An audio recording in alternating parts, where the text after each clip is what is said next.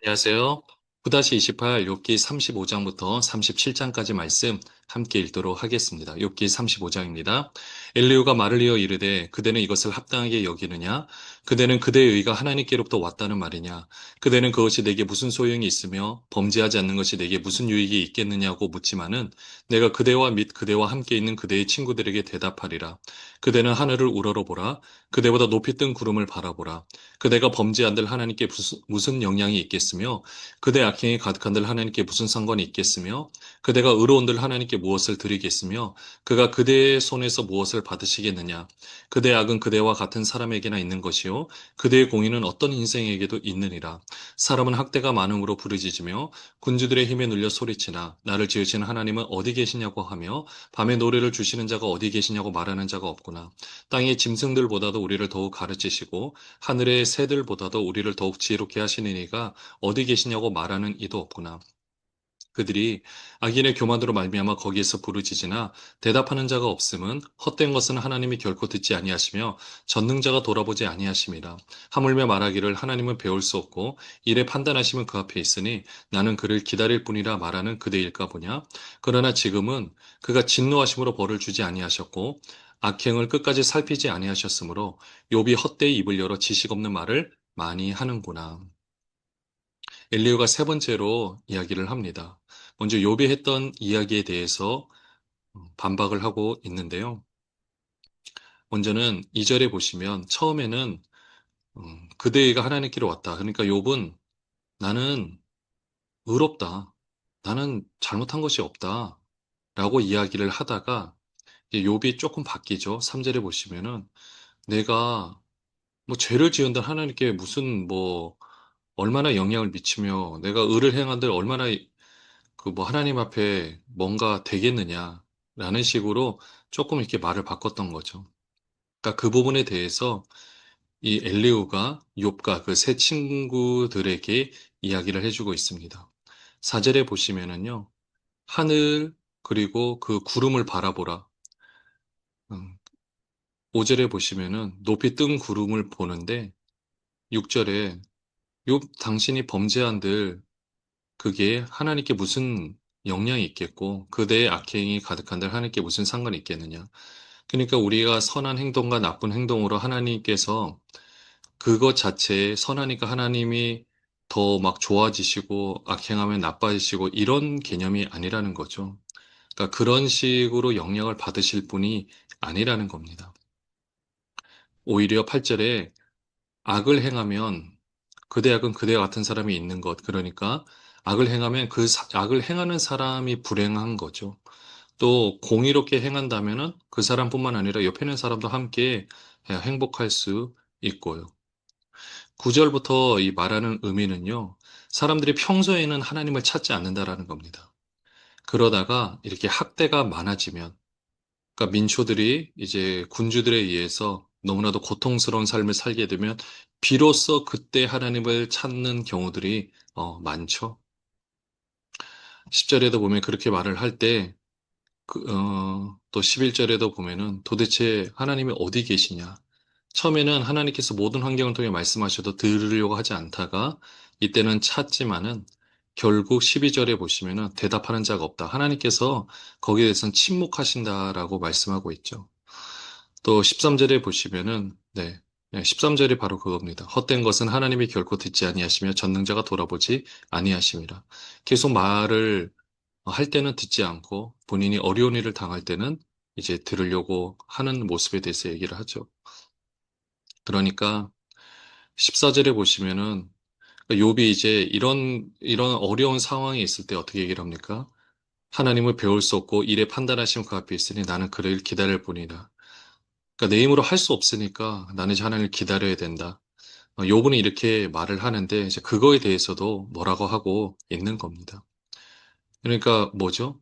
평소에는 하나님과 교통하고 하나님 뜻대로 살려고 하는 것이 아니라 그냥 내 멋대로 하다가 힘든 일이 닥치면 그때야 찾고 막 원망하다가 야, 이것도 이제 안 되는구나 이렇게 포기하고 있는 그런 마음에 대해서 이야기를 하고 있죠. 그러니까 욥은 계속해서 그렇게 얘기를 하고 있었던 겁니다. 자, 36장입니다. 엘리후가 말을 이어 이르되 나를 잠깐 용납하라. 내가 그대에게 보이리니 이는 내가 하나님을 위하여 아직도 할 말이 있음이라.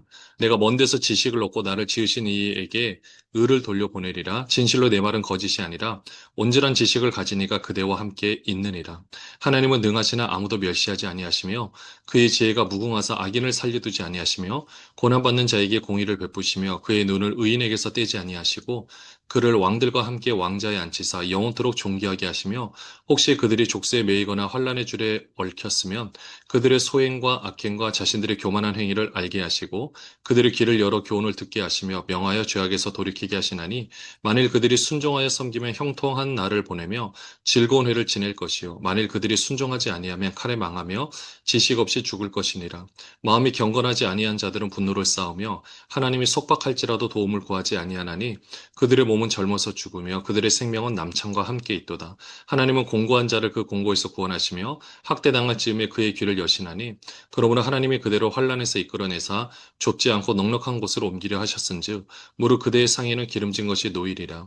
이제는 악인의 받을 벌이 그대에게 가득하였고 심판과 정의가 그대를 잡았나니 그대는 분노하지 않도록 조심하며 많은 뇌물이 그대를 그릇된 길로 가게 할까 조심하라. 그대의 부르짖음이나 그대의 능력이 어찌 능히 그대가 공고한 가운데서 그대를 유익하게 하겠느냐? 그대는 밤을 사모하지 말라. 인생들이 밤에 그들이 있는 곳에서 끌려가리라. 삼가 악으로 치우치지 말라. 그대가 환난보다 이것을 택하였느니라. 하나님은 그의 권능으로 높이 계시나니 누가 그같이 교훈을 베풀겠느냐? 누가 그를 위하여 그의 길을 정하였느냐? 누가 말하기를 주께서 불의를 행하셨나이다 할 수 있으랴. 그대는 하나님께서 하신 일을 기억하고 높이라 잊지 말지니라. 인생이 그의 일을 찬송하였느니라. 그의 일을 모든 사람이 우러러 보나니 먼 데서도 보느니라. 하나님은 높이시니 우리가 그를 알 수 없고 그의 횟수를 헤아릴 수 없느니라. 그가 물방울을 가늘게 하시며 빗방울이 증발하여 안개가 되게 하시도다. 그것이 구름에서 내려 많은 사람에게 쏟아지느니라. 겹겹이 쌓인 구름과 그의 장막의 우레소리를 누가 능히 깨달으랴. 보라 그가 번개불을 자기의 사면에 펼치시며 바다 밑까지 비치시고 이런 것들로 만민을 심판하시며 음식을 풍성하게 주시느니라. 그가 번개불을 손바닥 안에 넣으시고 그가 번개불을 명령하사 관역을 치시도다. 그의 우레가 다가오는 풍우를 알려주니 가축들도 그 다가옴을 아느니라. 욥기 36장에 보시면 엘리후가 욥한테 다시 이야기를 합니다. 좀 전에 35장에서는 민초들의 삶에 대해서 하나님이 침묵하신다 이렇게 이야기를 하고 있었는데 그럼에도 불구하고 하나님은 어떻게 말씀하시냐 7절에 보시면 그의 눈을 의인에게서 떼지 아니하신다. 다 보고 계시다라는 거죠. 5절에도 보시면 능하시나 아무도 멸하지 않고요. 지혜가 무궁하사 6절에도 보시면 악인을 살려두지 아니하시고 고난받는 자에게 공의를 베풀어 주신다라는 겁니다. 그렇게 해서 7절에도 보시면 왕자의 의인을 안치기도 하시고 존귀하게도 하시는 거죠. 또 9절에 보시면 소행과 악행과 자신들의 교만한 행위를 알게 하시고요. 10절에 그들의 귀를 열어 교훈을 듣게 하시며 명하여 죄악에서 돌이키게 하신다. 그러니까 순종하며 하면은 형통한 날을 보내는 거고요. 그렇지 않으면 망하게 된다라는 거죠. 이제 하나님께서는 이 욥을 어떻게 하시느냐? 16절에 보시면 그대로 환란에서 이끌어내사 좁지 않고 넉넉한 곳으로 옮기려 하셨은즉 무릇 그대의 상에는 기름진 것이 노일이라. 이 모든 환란에서 이 어려움에서 당신을 지금 끌어내시고 있다라는 것을 말씀해 주고 있습니다. 그런데 왜 당신은 자꾸 하나님을, 하나님에 대해서 의롭지 않다. 왜 자꾸 이렇게 폄하를 하고 있냐라는 거죠. 18절에 그대는 분노하지 않도록 조심하며 많은 뇌물이 그대를 그릇된 길로 가게 할까 조심하라. 이거는 지금 욥이 이제까지 많은 재물을 가지고 있었죠. 그러니까 이런 상황들을 당신이 가지고 있는 재물을 통해서 벗어날 수 있다고 생각하느냐라는 거죠. 또 19절에 부르짖으며 그대의 능력이 이 모든 것을 유익하게 할 수 있겠느냐, 그러니까 벗어날 수 있겠느냐라는 거죠. 이 고통에서. 그렇게 할 수 없다라는 거죠. 22절 하나님은 그의 권능으로 높이 계시네 누가 그같이 교훈을 베풀겠느냐. 하나님이 욥이 자신을 아는 것보다 더 욥을 잘 알고 있고요. 그래서 이 모든 상황에서 건져내시고 있다라는 거죠. 그러니까 우리가 앞에서 욥기 시작할 때 이 모든 환란이 하나님으로도 왔다라고 이제 서두에 그렇게 시작하고 있지만 어떻게 보면 그것은 이제 사단이 했던 행동이기도 하고요. 우리의 삶 가운데서도 욥은 그러니까 하나님 보시기에 욥은 많은 재물을 가지고 있는 것은 맞지만은 이 모든 것이 자신의 의와 자신의 어떤 노력으로 출발된 것은 아니다라는 것을 가르쳐 주고 싶었던 부분도 있었던 겁니다. 왜냐? 그래야 더 풍성한 삶을 살 수 있으니까요. 그래서 24절에 그대는 하나님께서 하신 일을 기억하고 높이라 잊지 말지니라 인생이 그 일을 찬송하였느니라. 사람들도 다 그렇게 알고 찬송을 하는데 왜 당신은 하나님이 하신 일에 대해서 하나님을 이렇게 폄하하고 왜 하나님을 거짓말장애로 만들고 있냐라고 이야기를 하죠. 26절에 하나님 그 횟수를 세아릴 수 없고요. 무엇보다 그가 물방울을 가늘게 하시고 빗방울이 증발의 안개가 되게 하시는 거 네가 다 알 수 있느냐라는 거죠. 우리 다 알 수 없죠. 또 29절에 보시면 겹겹이 쌓인 구름과 장막의 우레소리. 이 번갯불을 딱 치면은요, 전 세계, 온 세계가 치는 곳은 다 밝아지는 거죠. 자, 이렇게 해서 바다 밑까지 비춰지고, 또 이런 것들을 통해서 심판하시고, 내리는 비와 이 모든 걸 통해서 음식을 풍성하게 주시는데, 이런 모든 것들을 다 지금 하나님께서 베풀고 계시는 은혜인데, 이런 것들에 대해서는 감사하는 마음을 가지고 있냐라는 거죠. 그러니까 우리는 우리하고 관계된 것만 사실 생각하는 경우들이 많습니다.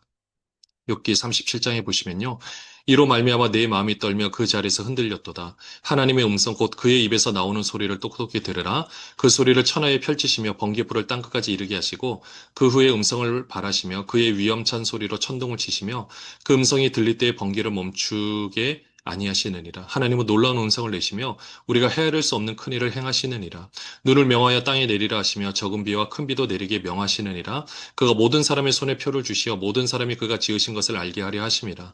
그러나 짐승들은 땅 속에 들어가고 그 초소에 머무느니라.